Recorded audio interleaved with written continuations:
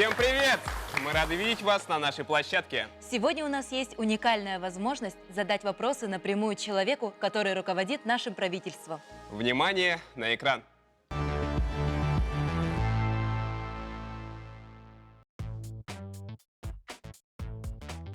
Андрей Тарасенко – опытный управленец. Окончив в 1985 году Высшее военное морское училище подводного плавания в Ленинграде, он длительное время проходил службу в вооруженных силах, а затем, в течение долгих лет, работал на руководящих должностях – от директора частных и государственных предприятий до губернатора Приморского края, откуда он родом. Андрей Владимирович – примерный семьянин. Женат, есть дочь. Супруга Светлана, по образованию врач-педиатр и педагог, является членом Союза писателей России.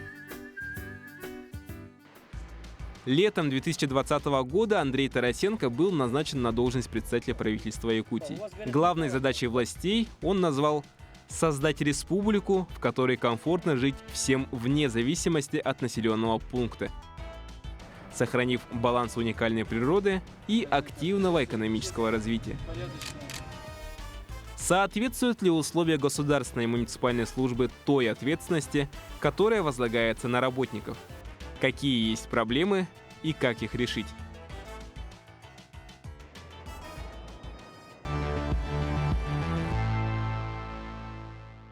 Друзья, чтобы разобраться в этом поподробнее, нам нужно будет разделиться на две группы. Оптимисты считают, что работа на государственной муниципальной службе оправдана. Там созданы все условия для того, чтобы вести качественную работу, и это сильно престижно. Пессимисты же считают, что условия работы государственной службы не соответствуют той ответственности, возлагаемой на работников. Соответственно, друзья, мы будем обсуждать данный вопрос. Оптимисты у нас будут справа. Пессимисты слева. Определяемся и делимся.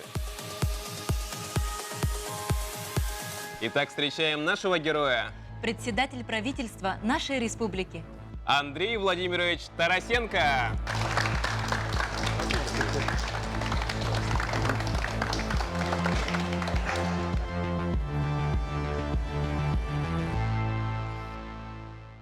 Андрей Владимирович, здравствуйте. Здравствуйте. Сейчас вам дается 1 минута для того, чтобы вы могли рассказать о себе. Я закончил Нахимовское училище, родился в Владивостоке, в Приморском крае. Знаете, это край. Поступил в Нахимовское училище после 8 класса. Потом подводное плавание училище, служба в вооруженных силах СССР тогда. Далее работа в рыболовном флоте капитаном. Потом директор порта Мурманского. История потом большая. И счетная палата работал от простого служащего до начальника инспекции. Банк Россельхоз тоже от простого до советника председателя. Росморпорт директором. Водные ресурсы. Было у нас такое Неско-Ладожское бассейноводное управление возглавлял. В общем, история большая, если так все перечислять. И на гражданке она большая и интересная. И вот сегодня здесь был до этого исполняющим обязанности Приморского края, сюда в правительство пришел. Вот на этом как бы история пока продолжается. Спасибо, аплодисменты. Андрей Владимирович, сейчас у нас будет небольшое блиц-интервью, соответственно, быстрые вопросы, быстрые ответы. Так, первый вопрос. Вы пробовали себя в разных сферах. О какой деятельности у вас остались самые яркие воспоминания? Вы знаете, самые яркие воспоминания – это тому, что ты любишь, то, что связано с морем. Поэтому это остается и осталось, и всегда будет со мной.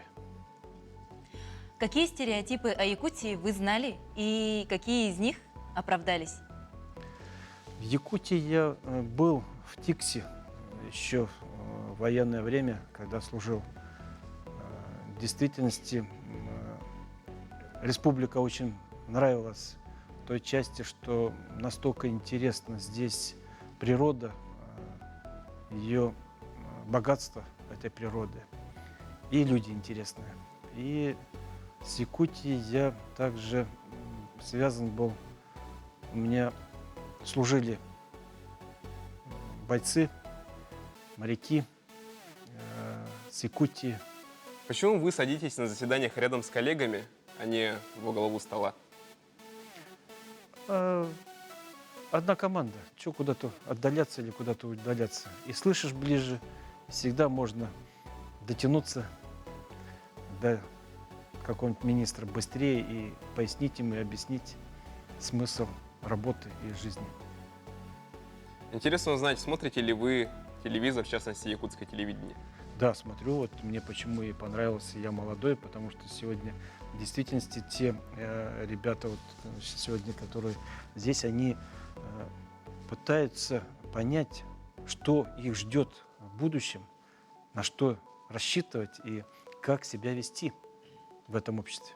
Вот это мне нравится. Андрей Владимирович, как ваша семья относится к вашей работе? И как они отнеслись, собственно говоря, к переезду на север? Я только езжу везде. У меня с Владивостока, как я уехал, я, наверное, во всех концах нашей страны побывал. Везде работал, поэтому со мной семья всегда. Как чемоданчик. Вместе сели и поехали. Есть ли у вас любимое блюдо в якутской кухне? Любимое блюдо – караси. Если бы не политика, чем бы вы занимались? Вы знаете, я политикой-то мало как занимаюсь. У меня задача сегодня экономика. И везде, вот я где не занимаюсь, я занимаюсь экономикой. Потому что, вы знаете, политика, она вторична. Всегда первичная экономика. Андрей Владимирович, назовите ваши жизненные кредо. Да вы знаете, самая задача, главное, чтобы повернуться назад и сказать, что это сделали мы. Дальше. Аплодисменты. Итак, Андрей Владимирович, сегодня перед вами те, кто постарается узнать вас немного поближе, пообщаться с вами. Это, в частности, у нас и учащиеся школ, это и студенты, и рабочая, и творческая молодежь. В частности, справа от вас расположились оптимисты. Они считают, что работа на государственной службе, она оправдана. И ее условия соответствуют тому уровню ответственности, который на них возлагается. Слева же от вас расположились пессимисты. Они считают наоборот, что условия работы не соответствуют возлагаемой ответственности. И вот сейчас, друзья, мы обращаемся уже к вам. Поделитесь, как вы оказались в той или иной группе. Чем обусловлен ваш выбор? Я оказался на стороне оптимистов в связи с тем, что мне в целом нравится то, что работая на государственной службе, каждый человек имеет возможность быть соучастником или как еще это называется, то есть быть соучастником каких-нибудь великих дел, которые можно сделать для народа, для того, чтобы экономика республики развивалась, чтобы свой творческий потенциал отдавать делу, чтобы народ в целом и люди жили хорошо. Спасибо, аплодисменты. Давайте послушаем пессимиста. Добрый день. Я оказался на стороне пессимистов, так как считаю, что, согласен, что на государственных служащих возложена очень большая ответственность по развитию нашей республики, да и страны в целом. Но на сегодняшний день имеется ряд проблем, которые, скажем, не позволяют полностью раскрыть весь потенциал и произвести ту работу, которая необходима на сегодняшний день. Спасибо. Аплодисменты. Пожалуйста, оптимисты. Я оказался на стороне оптимистов, потому что считаю, что хоть и некоторые условия работы, допустим, ну, у нас в Якутии могут считаться людьми сложными и неподъемными, но если, например, брать такие вещи, как заработная плата и как это обстоит в целом, то уровень ответственности государственных работников полностью соответствует их условиям. Я считаю так. Понятно. Интересное мнение. Спасибо. Так, пессимисты. Я считаю, что не стоит останавливаться на достигнутом. Даже если нынешнее положение хорошее, нужно достигать большего. То есть все должно совершенствоваться, и наш вопрос в этом числе. Спасибо. Хорошо, спасибо. Оптимисты. Я считаю, что в госслужбе работают люди, которые не столько за зарплатой и за условиями работают, а эти люди работают за идею, за людей, которые верят в них. Они считают, что эти люди фанаты своего дела, и, думаю, они будут создавать будущее России. Спасибо. Спасибо.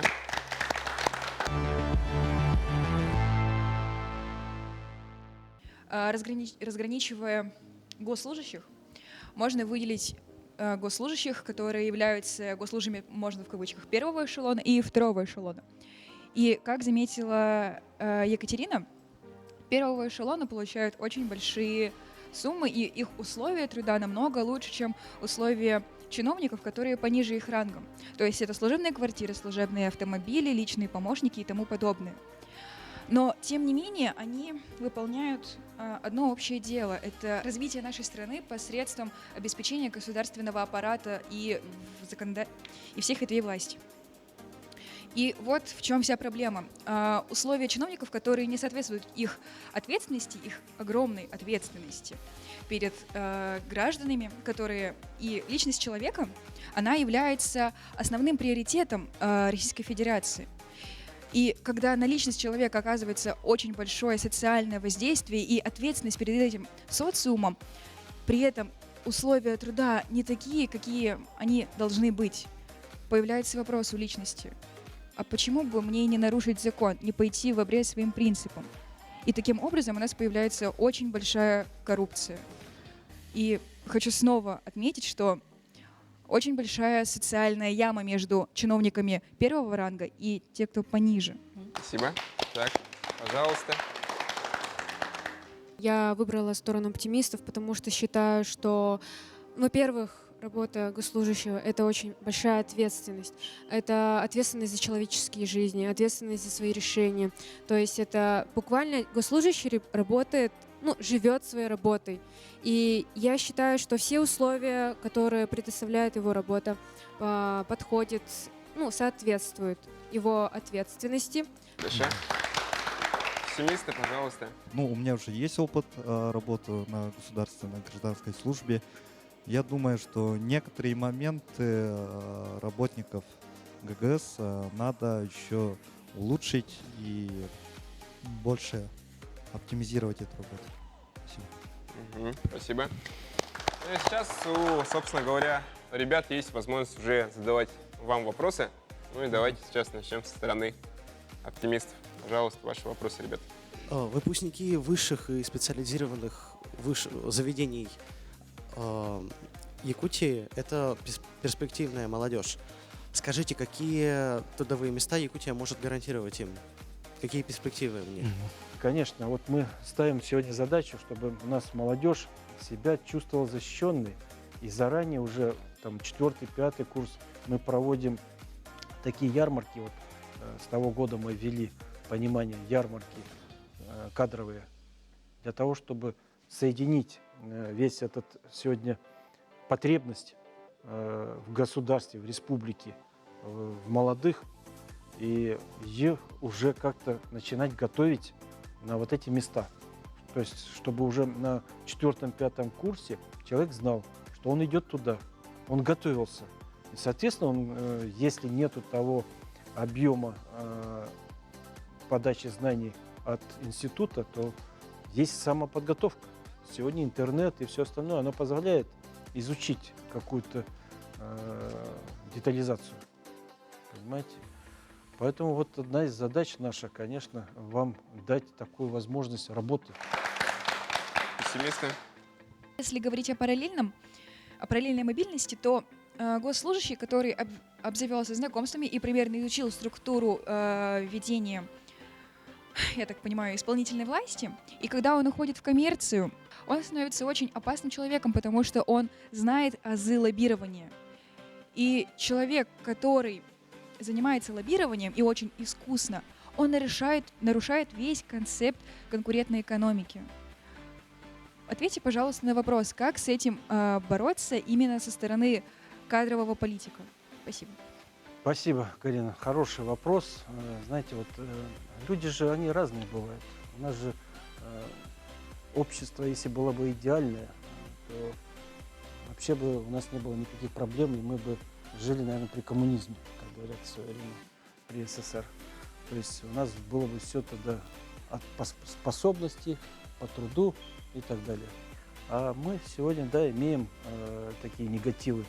У нас для этого и существуют там тюрьмы и так далее, кто не понимает какой-то политики и законности. То есть если общество появилось, соответственно, появляются законы. Общество само придумывает эти законы, чтобы жить, развиваться. И вот эти вот все негативы, которые вот появляются, вот, типа лоббистов или еще кого-то, то есть есть плюсы в лоббировании, есть минусы. Понимаете? То есть нельзя сказать, что сегодня это лоббирование негатив какой-то дает, один только негатив. Оно дает по-разному. Сегодня бизнес – это процветание, это заработок, это налоги и так далее. Если ты в разумных пределах получаешь какую-то поддержку для того, чтобы твой бизнес принес пользу республике или государству, да, интересно. Но если ты это в личных целях, чтобы обогатиться и как чиновник для обогащения или там еще чего-нибудь, то согласен, это надо всегда наказывать и препятствовать этому делу. Еще аплодисменты. Пожалуйста. Насколько центры занятости, вакансий или те же ярмарки, которые вы ранее упоминали, помогают молодым специалистам найти работу? Ну вот, смотрите, у нас сегодня детей 145 тысяч детей в Якутии. Понимаете, какой вот хороший прирост, большой прирост республика дает себе пополнение молодежи. То есть, если так посчитать, что мы где-то около миллиона нас, вот представьте себе 145, какая часть от этого населения сегодня вот идет, растет поколение наше будущее. Вот хочу сказать, что в действительности задача одна из главных – удержать вот эту массу детей, чтобы мы приумножали и здесь делали. Соответственно, мы вот эти вот ярмарки проводим, делаем, и, грубо скажем так, что вот у нас 6 тысяч детей сегодня получили рабочие места. После каждой так вот ярмарки мы вот такими темпами идем хорошими. Почему? Потому что, вот смотрите, когда анализ делаешь, сколько у нас сюда приезжает вахтовым методом на работу. Порядка 54 тысяч людей. Представляете, сколько у нас здесь рабочих мест можно создать и сделать. Зачем сюда везти людей, когда у нас здесь самим, как говорят, работы нет. Сами сидим без работы. Поэтому задача одна. Все должно быть в семье. То есть семья должна здесь внутри зарабатывать, и деньги должны быть в семье. Тогда этот шаг позволит нам увеличить свой бюджет. Вот мы в том году бюджет имели порядка там 250 миллиардов. В этом году мы бюджет имеем 320 миллиардов. Когда мы начали вот эту политику сплочения и сохранения капитала внутри республики, посмотрите, как резко поднялось сегодня бюджет. Вот Татарстан 600 миллиардов имеет на 6 миллионов там людей. Понимаете, вот наша задача внутри себя все производство создать. И тогда мы здесь будем в действительности интересны труда. Спасибо. Пессимист, оптимисты, пожалуйста. Как вы считаете, с какой отрасли, будь то это спорт, наука, образование, промышленность, возможно развитие нашей республики поэтапно? Отрасли поэтапно разложить, если. Вы знаете, вот мы проводим сегодня молодежный фестиваль Мусустар. Может, вы многие там слышали, может, видели, участвовали и так далее. Вы знаете, вот идеологию мы сделали этого фестиваля. Это подснежник, который сквозь лед разрывается, поднимается, распускается красивым цветком и цветет. Это вот вы сегодня молодежь, и вот те отрасли, то есть вот этот подъем, вот эта сила, которая сегодня в Якутии происходит, она происходит в молодежи, она происходит в создании сегодня новых рабочих мест, новых производств внутри. Вот это как стимул развития. Сегодня сказать, что вот одну отрасль там какую-то надо там развивать, поднимать, нельзя. Нам нужно сегодня от металла, потому что у нас есть железо свое. Но мы везем эту арматуру для того, чтобы строить Якутию с Новосибирска. Закладываем 3 цены, чтобы к нам пришел наш же металл. Либо наше золото, которое мы сегодня намываем 45 тонн, добываем и так далее, мы увозим на финажные заводы, там опять в Новосибирск. Опять там, чтобы у нас ювелирное дело развивалось, мы должны привезти обратно теперь это золото. А это уже 2 цены. Понимаете, кто у тебя будет покупать это золото? Да никто не будет покупать по такой цене.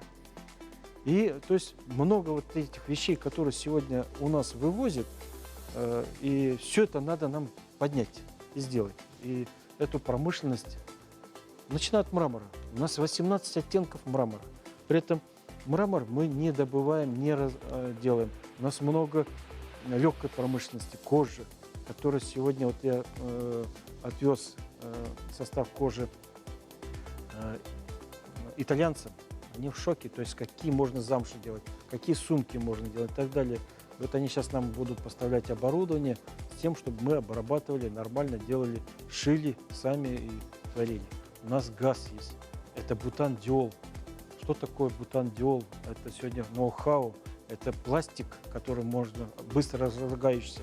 Это теплое белье, которое многие вот сейчас девушки носят, и мужчины, и так далее. Вот эти все ткани, то есть это пошив сразу пойдет. То есть понимаете, какой сразу большой прирост рабочих мест, идей сразу возникнет в этой части. Вот это задача наша. Поэтому остановиться на какой-то промышленности одной и сказать, что это важно, нельзя. То же самое вот мы получили буквально неделю назад декларацию о начале строительства, проектирования порта Найба глубоководного, который тоже нам позволит открыть новые места. Атомная станция, которая сегодня будет уже начинать строиться полностью, она даст развитие, скачок в энергетике и развитие опять севера. То есть все шаг за шагом, оно вот моментально, вот поэтому я еще раз прихожу к тому, говорю, что почему мы такой назвали фестиваль Мусустар и так далее.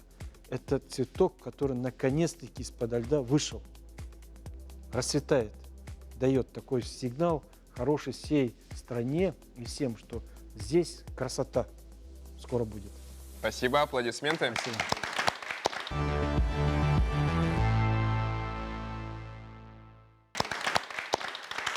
Итак, друзья, сейчас мы предлагаем вам посмотреть видеоопрос по нашей теме. Внимание на экран. Пошли ли бы вы на госслужбу? Нет, Почему? не хочется работать на государство. Государство не хочется работать. Не хочется. Не хочется. Мгм. Почему? С чем это связано? Политические взгляды. Нет. Почему? С чем это связано? Неблагодарная работа, вот поэтому. Неблагодарная работа. Что вы под этим подразумеваете? Низкие зарплаты, большой объем работы и ответственность. Да. С чем это связано? Почему? Ну, скорее всего, мне, наверное, самой так удобнее работать с 9 до 6. Ну, как бы я на себя работала уже, поэтому это очень много времени занимает, и ты работаешь днем, ночью, как бы у тебя выходных нету, поэтому... Если бы я знала, была уверена в своих силах, то тогда да. Вы видите какие-то плюсы вообще в службе на государстве? Зависит от стремлений человека. А лично для вас? Нет, я в другой сфере более лучше. Нет. Почему? На государство нет, не желала бы работать. С чем это связано? Ну, я вообще не хочу жить в России, я хочу ехать в Европу или куда-нибудь. Почему вы считаете, что здесь не перспективно? Не знаю, уже развалилась уже Россия, не хочу об этом говорить. Мне кажется, там зарплата у них маленькая, у госслужащих. Хотя постоянно идут какие-то повышения, индексации, да. В принципе, можно было подумать.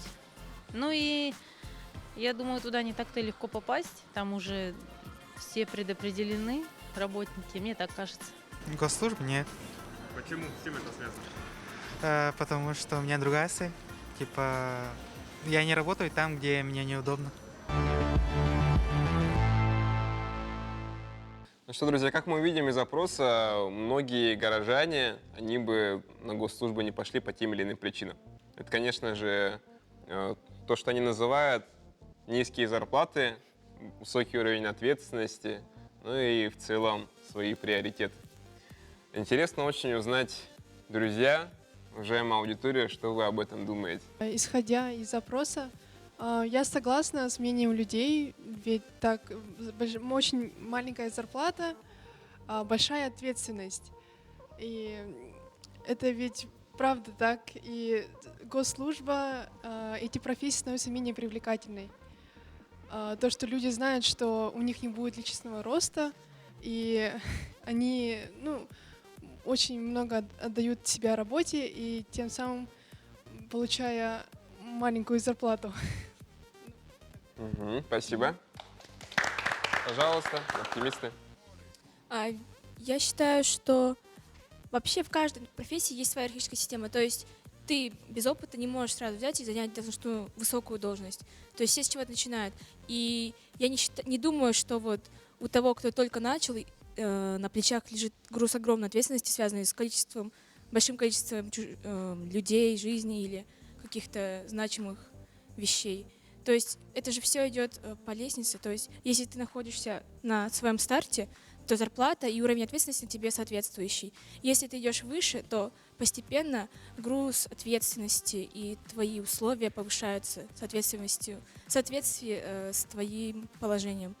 Ну, я считаю, что, это видно из опроса, что есть немало людей, которые считают, что вообще политика элитаризирована, и даже если человек захочет что-либо изменить, стать политиком, заниматься государственной службой, то он боится, что перед ним встанут преграды в виде каких-либо закулисных элит или что-то в этом роде, что помешает ему реализовать все свои планы, идеи и как-либо продвинуться дальше. Интересно. Так, пожалуйста, пессимист. Как я думаю, нежелание идти на госслужбы, это в целом стоит в том, что несоответствие условий труда, и, как мне кажется, у людей нужно улучшать в целом правовую грамотность. Хорошо. Андрей Владимирович, а что вы думаете по этому поводу? Ну, вот знаете, вот я еще раз хочу сказать, что вся госслужба, она в развитии своей и становлении состоит тоже из нескольких этапов. То есть молодежь, которая на госслужбе приходит, она получает азы.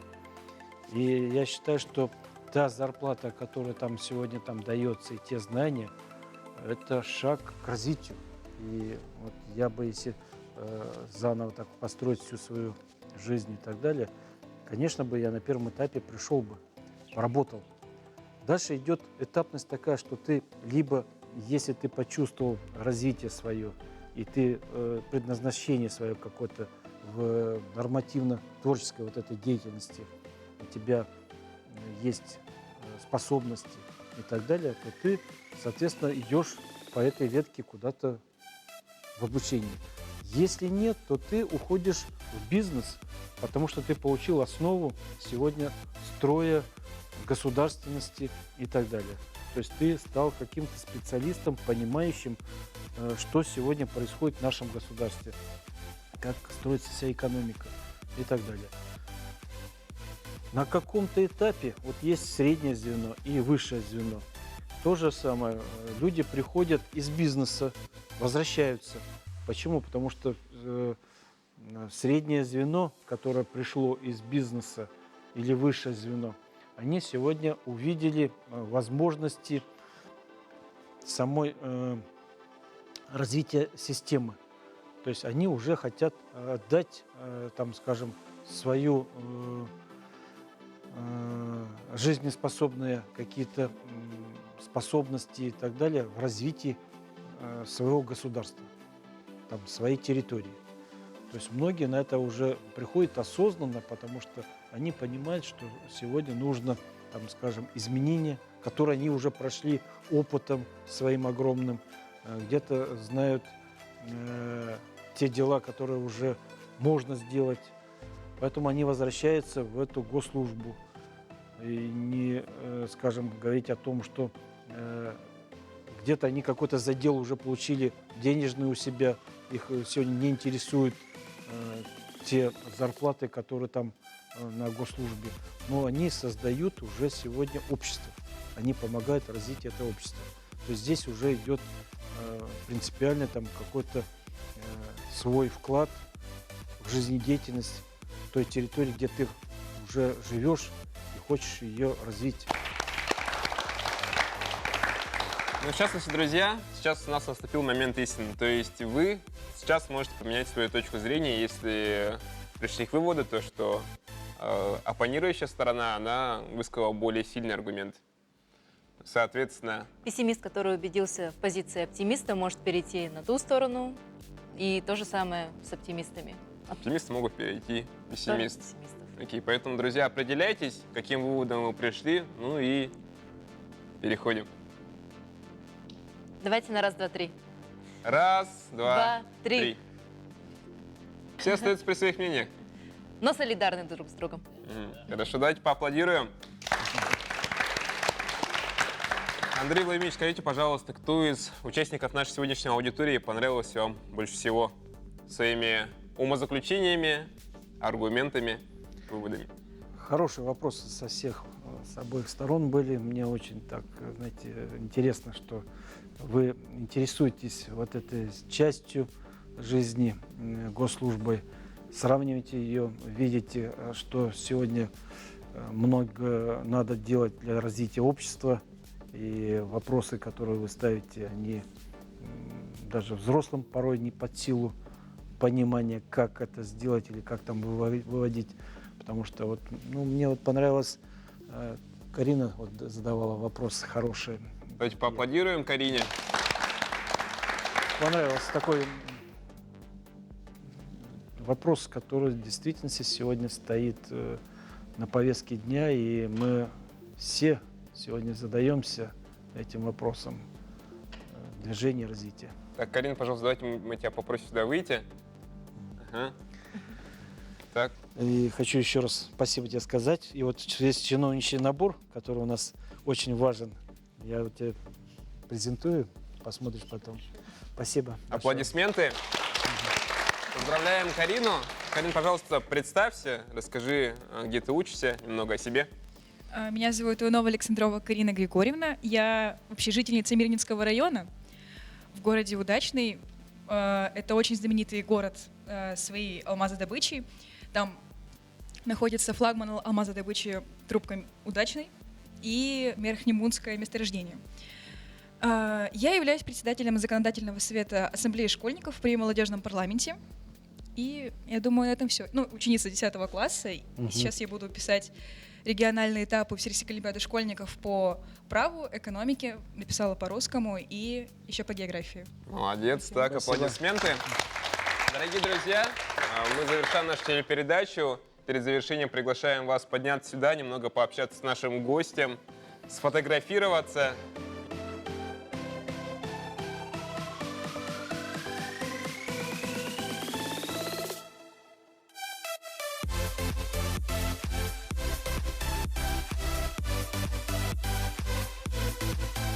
С вами была телепередача «Молодой», ее ведущий Лена Гагарина. И Антон Васильев. Будем развиваться вместе На благо себя и родной республики. Пока!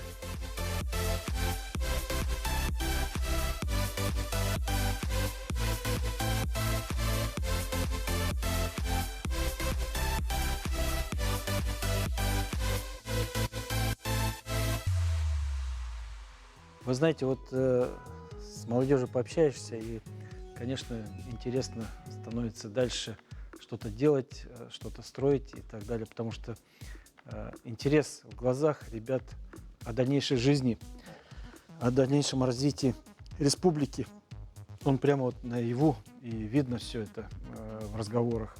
То есть они волнуются, интересуются, и мне очень понравилась и вот эта передача, потому что сегодня побольше надо с молодежью различных таких передач делать, показывать